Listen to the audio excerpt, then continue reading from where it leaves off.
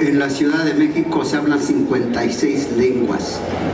Aquí se concentra precisamente todas nuestras lenguas maternas.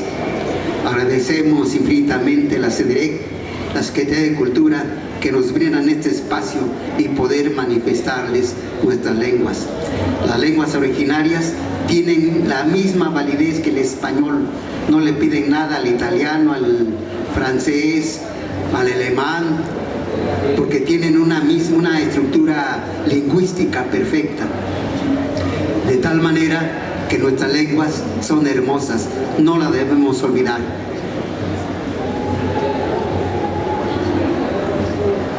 Yo de David, la nuitilla chilina, yo iba a ansidi. Y tu ni onini, ni nukutu te ima yaka, no ni saa ni kanikwa, irinin si sabi shinsi asano, shinsi ni kushin ikenoni, no yashin yo ni saa.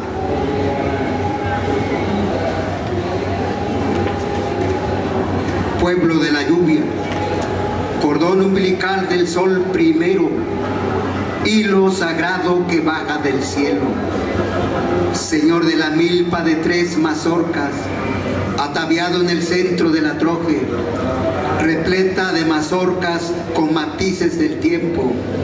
Escucha en silencio el rito divino, en la blancura del dulce granillo, con jícaras policromas de media luna.